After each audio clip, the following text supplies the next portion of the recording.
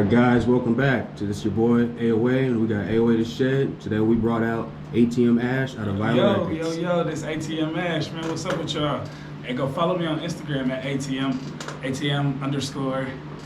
2 H's, and then also go follow the page, Violent Records. Violent Records, man, for 260, you feel me?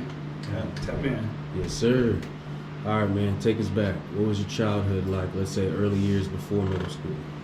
So what was it like? Yeah, do you have any memories of that time? Oh yeah, for sure.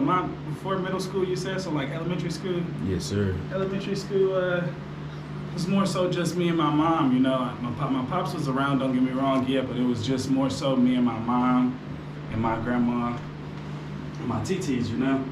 Mm-hmm. So it was more so cool, you know. We growing up, we struggled and shit, you know. It wasn't all good, but my mom made sure that I had what I needed most of the time, you know, for sure, you know. It was fun, you know. We made sure I stayed in sports, you know. Growing up, I had did Metro. We had Metro around here, you know. That's how a lot of people really fuck with me and know me, you know, because I was going crazy on the field back in the day, you know, for real, you know. So childhood was cool, you know. So it's good right there. Let's go into middle school. Did anything change? Did you keep playing Metro?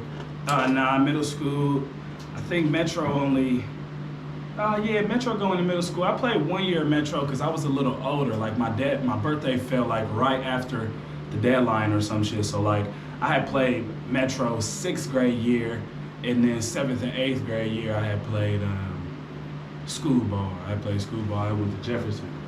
Yeah, I went to Jefferson, but middle school was fun. Middle school we was turned. Middle school we went undefeated. We went undefeated my last year at Jefferson. Me and my homie Woods and Dom, we was the main guys for real, you know. Then we had went to high school together as well, type shit, you know. But yeah, middle school was cool. Middle school was where I actually first started doing music. I started making music with my boy Dylan Spindler, for real, yeah.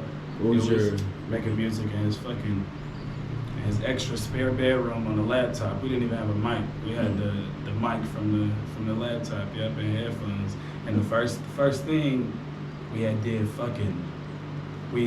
fucked with Wayne Tough. That was one of my big, you know, inspirations growing up. So we had did the whole fucking no ceilings. Every beat on no ceilings. Yeah, no ceilings. Me and him did every beat on no ceilings. Yeah. Is that what you say right now your music sounds like today?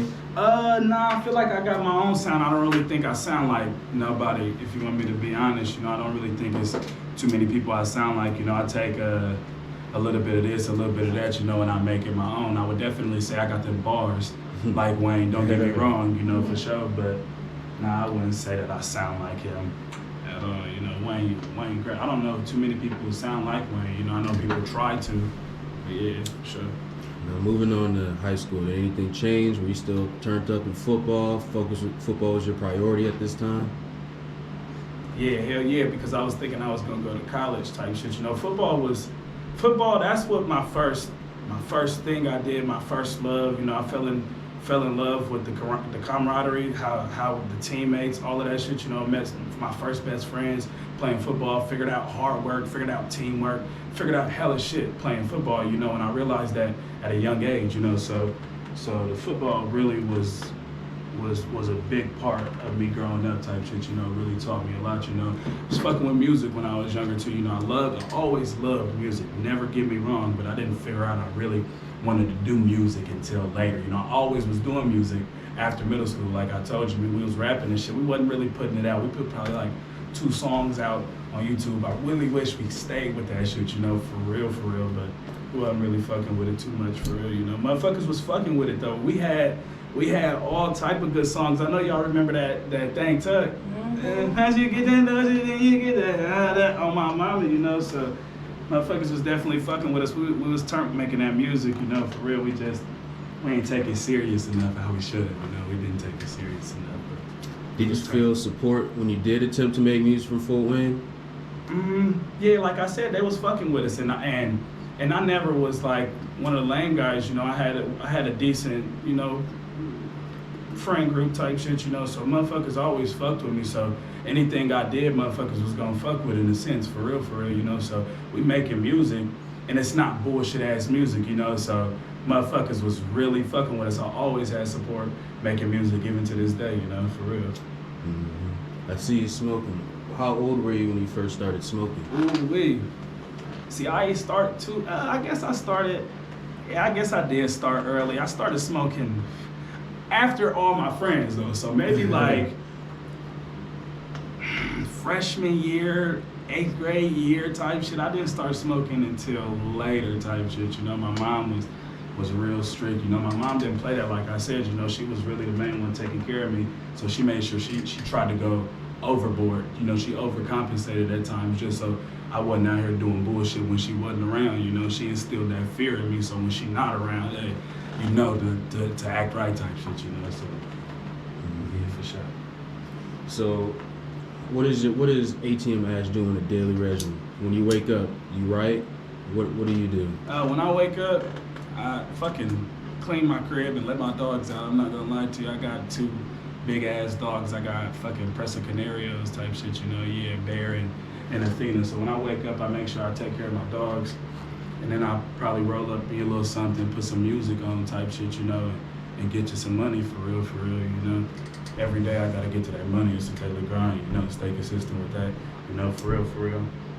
That's how I look on a day-to-day basis, you know, getting to that money, you know, wake up, smoke me a little something, put on some music. And I ain't playing none of that rah-rah shit, don't get me wrong, you know, I might put on some of that old shit. I might put on some of that Isley Brothers now, you know, yeah, something to get my mind right, you know, for real.